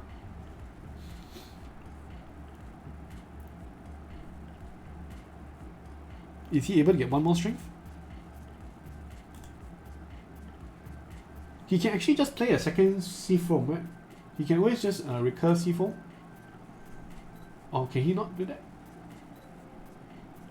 Oh no, he already used Togashi Mitsu, I think, this time. Or did he not? I can't remember. Anyway, he has the Hurricane Punch. And after this, we are most likely going to see the first Hurricane Punch, bang, punch. And then we're going to see the Void Fist, pow, to bring Hotaru home. Yes, the Void Fist comes down. The Monk Punch. Monk Punch to send Hotaru home and bow. And that is going to be another break. And not just another break. The break is actually less important here than the ring. The ring is void, which kills off the most important champion, the most important fighter on the crane side, Doji Hotaru. Killing off that one remaining fate from her. Perhaps luring her into a habit of smoking cigarettes and hard drugs and doing hard drugs, shortening her lifespan by 1 fate, by 1 turn, and causing her to die a premature death. Doji Hotaru, rest in peace. And with that, the chances of alphasquid in this game can probably also do the same. Right, so we have a dominating board on Ignithas' side. He even wins the favor. He continues to win the favor. In fact, actually, I am not so sure about military. I would rather see a political favor on Ignithas' side, but this is honestly just academic at this point.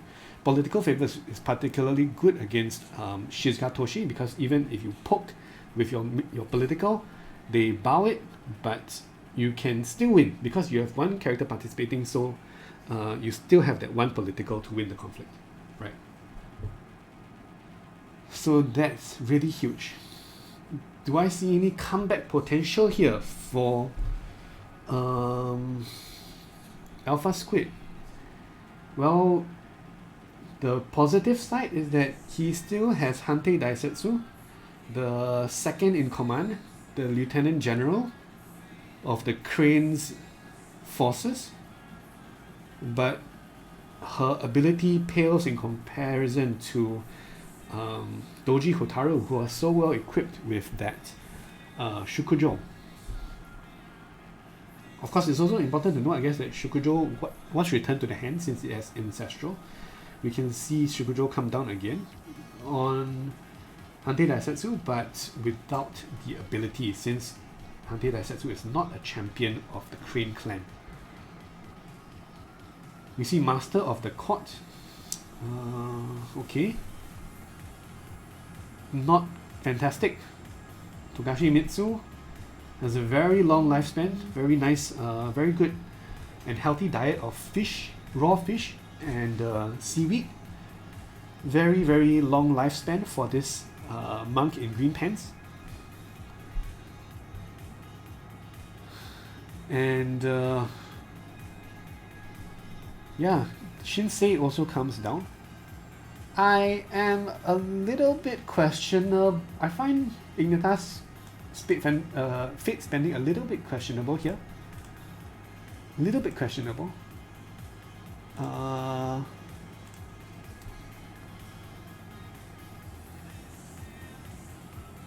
mean, it's not too bad, but I mean, it's a little bit questionable. Here, since you have so much fate extra, right? So much extra fate, maybe you could put one fate on Shinsei. Yeah, to be a threat not just to attachments this turn, but also to attachments next turn. If they don't want to play attachments this turn, you still smack them with Shinsei next turn. Shinsei still gets them next turn.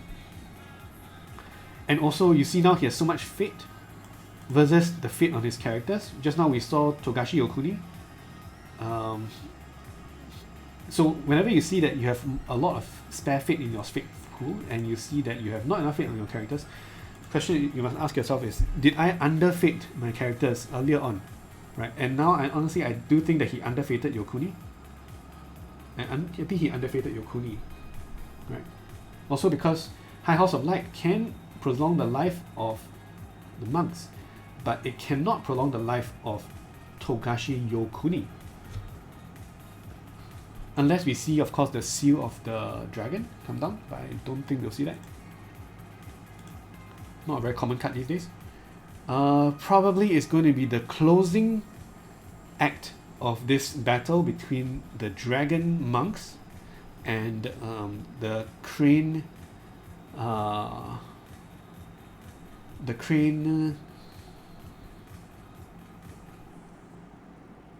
courtiers, right? Probably the last final chapter here. The dragon monks are closing in on a victory here, and Togashi Mitsu, I don't expect him to bow after this conflict, because there is swell of sea foam, of course.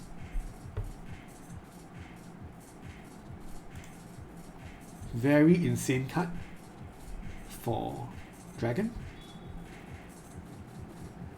Pledge of Loyalty also does not defend itself.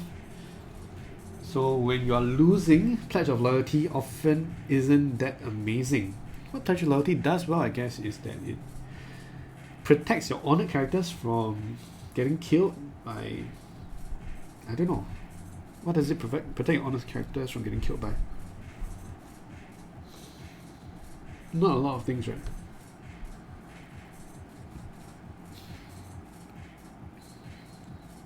Oh, and it protects him from. It protects him from Way of the Crab, right? It protects him from Way of the Crab. But I mean, generally, if this is already revealed and your character is on it, I guess it doesn't really protect from Way of the Crab often. But I guess it does do it sometimes. Yep, Swell of Sea Foam is what we see come down, and Togashi Mitsu is not going to bow. But does he break in this conflict? Fate Face, yes, Fate Face, yeah, but that's just so it's just generally not very powerful. Yes, it is for Fate Face, but it's just generally not really super powerful to do it for Fate Face. And it's not something which helps you win conflicts. It doesn't help you win conflicts, right? It doesn't help you win conflicts when you are behind already, right? It helps you when you are behind if it protects your characters from getting killed. Yeah, it does help in Fate's Face, yeah. We see Spear Rushers 4th again, and we see Mushi no Shin. to cancel it, to protect himself, using I'm not sure what Mushi no Shin means. Is a way of the I don't know. I have no idea. But okay, Mushi no Shin tries to protect the dragon monk from the spear rushes forth. The honored defense from alphasquid, but it is cancelled by Master of the Court being honored. How was Master of the Court honored? I guess it was Way of the Crane. Yeah, Way of the Crane. So very nice. Sword of Seafoam, however, comes in to honor. A little bit late, right? Unfortunately, I guess he didn't really have a thing to say about it, right? Yeah, unfortunate. So this is a wrench in Ignithas' game plan. We'll see whether this can actually lead to something more, but right now Ignithas is still way ahead on resources. He's up 6 fate in one cut, and he's miles ahead on the board. Right, he's miles ahead on the board.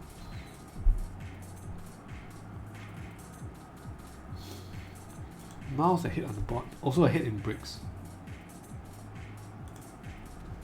So.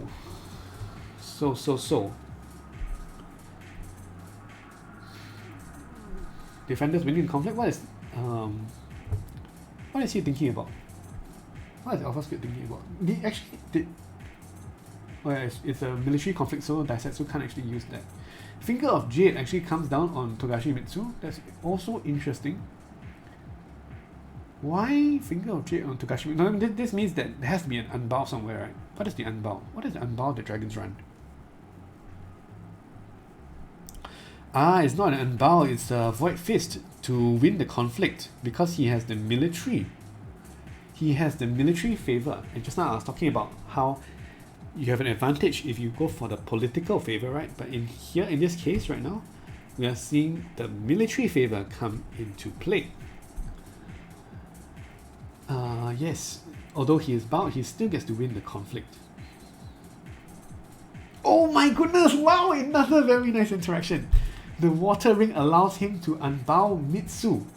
Generally, this doesn't actually make any sense because even if you unbow, the conflict resolution will make him bowed again. But this time, the water ring unbows Mitsu, and the Sword of Seafoam keeps him unbowed. So he's able to go in for the political conflict on the next attack.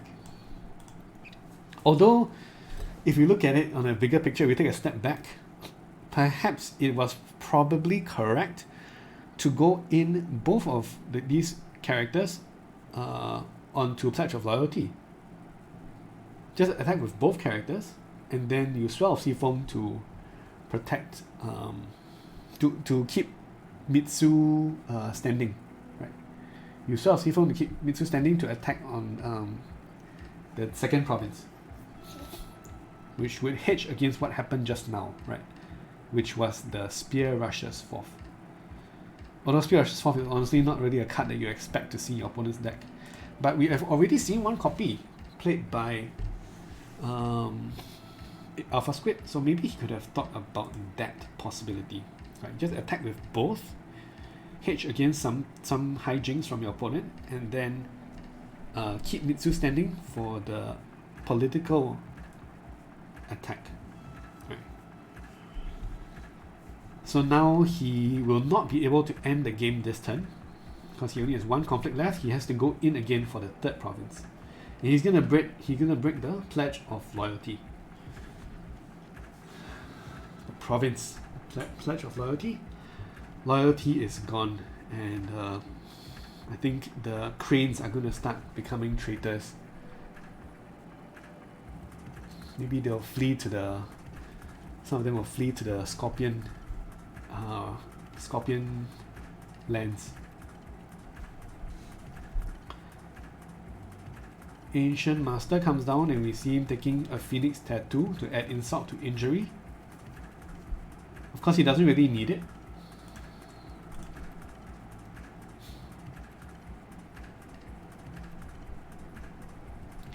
he did the cloud the mine here to allow him to remove the covert from Master of the Court and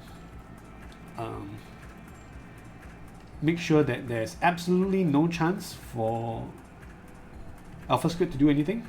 But honestly, I don't think that he could have done anything anyway. Yeah, don't think he could have done anything anyway.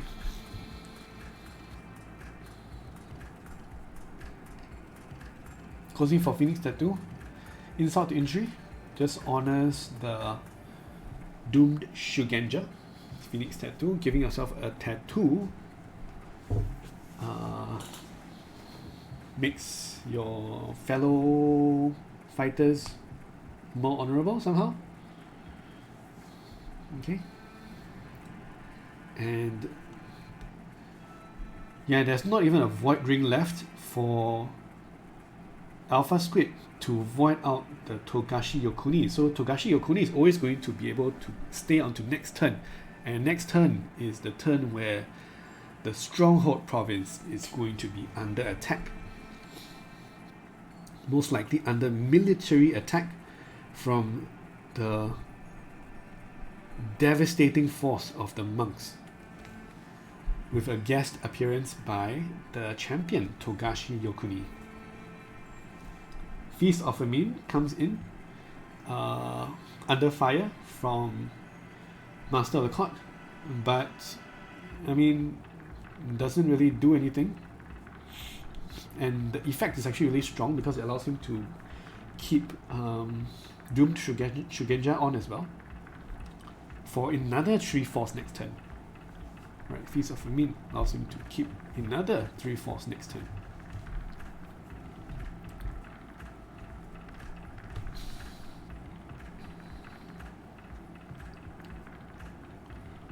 Alright. Okay, it's the consolation prize though for alphasquid here. One thing which is a slight inconvenience for the dragons is that next turn the cranes are going to have the initiative as player 1. So they have the first conflict. Although I don't really see what they get to do with it. Oh, right. He also had the option of playing the Feast of Famine Fate onto Yokuni to even hedge against the possibility that the crane stronghold does not fall this turn. Right. If the crane stronghold does not fall this turn, he still has a fated Yokuni with some life left to live. Right. But my prediction is that the Crane dynasty here is not going to be alive much longer. Not at least the lands controlled by alphasquid. Yoshi is a sad panda without the favor from the Emperor. And Kageyu is okay, I guess, but not really, doesn't really add much to the board right now for alphasquid. And also we should note that Yoshi is actually not a champion, right? Kakita Yoshi is not a champion, so he is not able to switch the conflict type to help stave off defeat from a stronghold attack. Right, so things are looking really, really grim for the Crane. Right, the Crane forces here are really going to struggle. They are simply not fast enough. alphasquid is going to disarm Cloud the Mine off of Master of the Court, but I don't see how relevant that really is. On the dragon side, we see Kitsuki Investigator coming in to seal things up, right? It's basically he's gonna perform a full audit of Ukraine's situation, political and hand situation, and he's going to meddle a lot into the Crane's affairs. Don't think that alphasquid can really have any outs anymore here.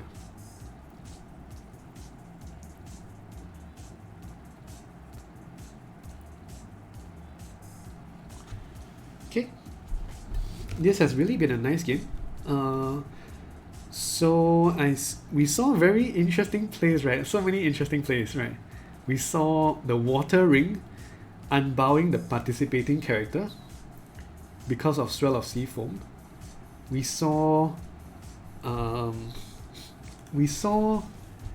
was that card? This one, Preeminent Decree, actually doing something, right?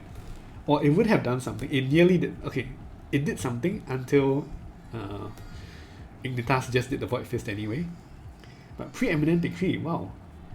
It cost, I think, 3 characters to be -3 political. So it was like -9 political for a 0 cost event. Okay, still not a good card, but yeah, wow, it's interesting. Actually, is it really... How bad of a card is it? Participating courtier character you control. Sorry, I'm not super interested in the game anymore because I really don't see any outs left for alphasquid. How bad is Preeminent Decree? You need a participating courtier, and you need them to contest your political skill. And the amount that you do is based on your glory. Most glory is 2. There are a few 3s, notably the champions, like Kyuden Kakita. No, it's not Kyuden Kakita, like Yoshi, like Hotaru. Daisetsu, of course, is not really a standard character to play. Probably not really good. But yeah, interesting stuff. Winter Court Host, yeah. But these characters with high glory, right, are also the characters which have very high political. So in general, if you have very high political already, you're often already dominating the political fight. So the Preeminent Decree actually has less use, right, for those big courtiers, right. Disparaging challenge gets discarded. Even if there was a challenge, there was 2 favorable grounds to counter it. So really don't see anything. Okay, there's Mark of Shame. You can see that alphasquid's deck is really full of tricks. There's a Calling in Favors. There's a Mark of Shame. There's 2 Marks of Shame actually. You can actually Mark of Shame both of these, both of the Togashi Mitsu and Togashi Yokuni. So I guess this is what he is banking on. Double Mark of Shame. Is it going to be enough? It honestly might be enough. That's very interesting. It's also interesting that Ignithas chose to discard the Disparaging Challenge instead of one of the Mark of Shame. Right. Oh, because I guess he can't play 2 Marks of Shame anyway. Because he only has 3 Fate, so he can't play both Mark of Shame. So, but I mean, the Disparaging Challenge is not doing anything either because of the favorable grounds.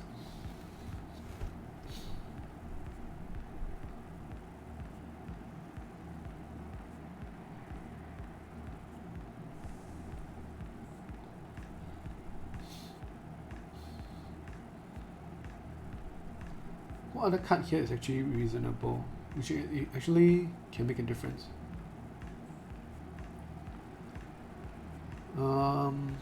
Disarm. Censures are blank. Calling in Favors, I guess. for the Phoenix Tattoo. The 4 strength swing. It's like a 2 to 3 force swing in boring conflict. But can go stupid when they bring more people. It doesn't help break, but can secure stronghold push. Yeah, it does secure the stronghold push, which is generally the most, I mean, it's the most important conflict, right? The stronghold push. But I mean, generally, stronghold push is not the most important thing in a game of L5R.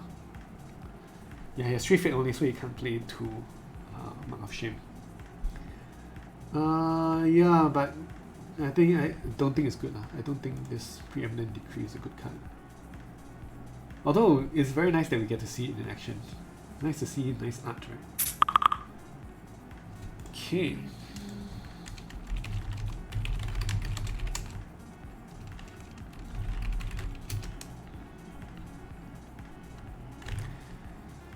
Alright. Wait, what is going on still? Wait, what?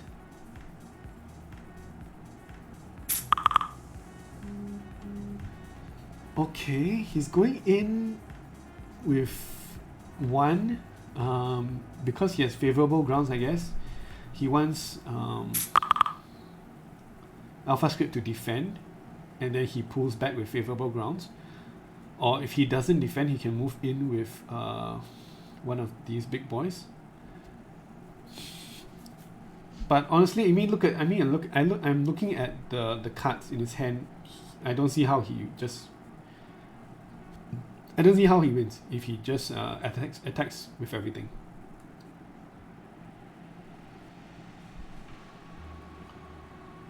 Each participating character opponent controls cannot be the target of this. Yeah, this is not a good card. Huh? If it shares a clan affiliation. No, actually it is, right? It's quite a beast, right? It's quite a beast for like for dragon, right? Dragon, like all hurricane punches, you can't hurricane punch. It's quite interesting actually, but specifically against dragon.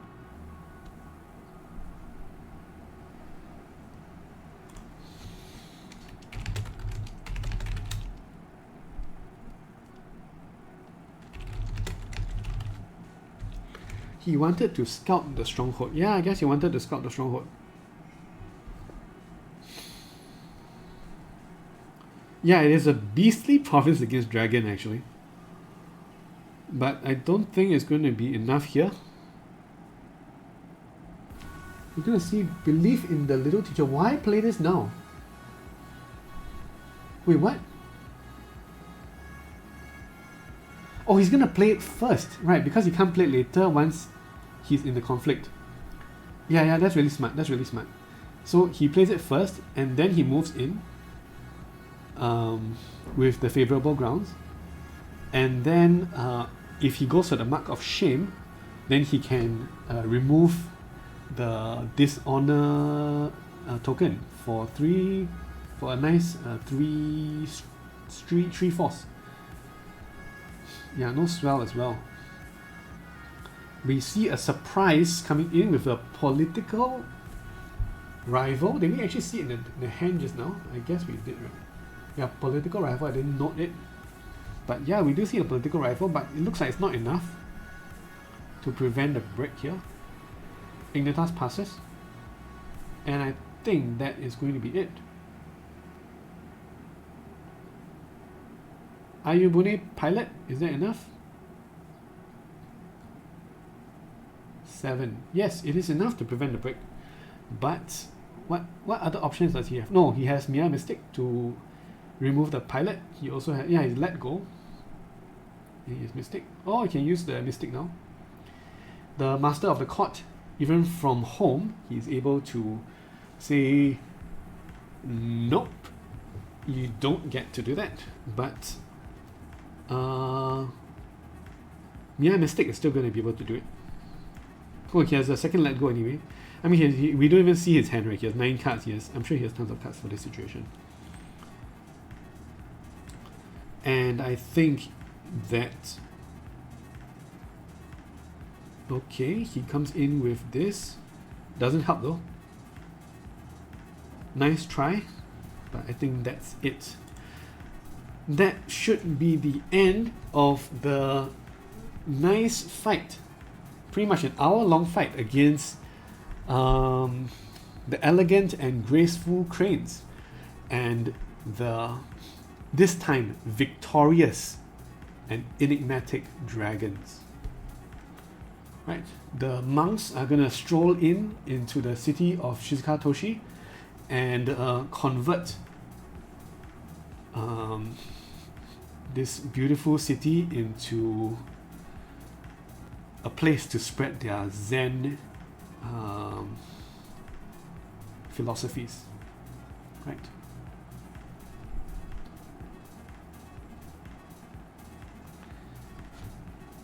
Convert all these courtiers into monks, right? Shave their heads and make them start through the entire journey as Togashi initiates.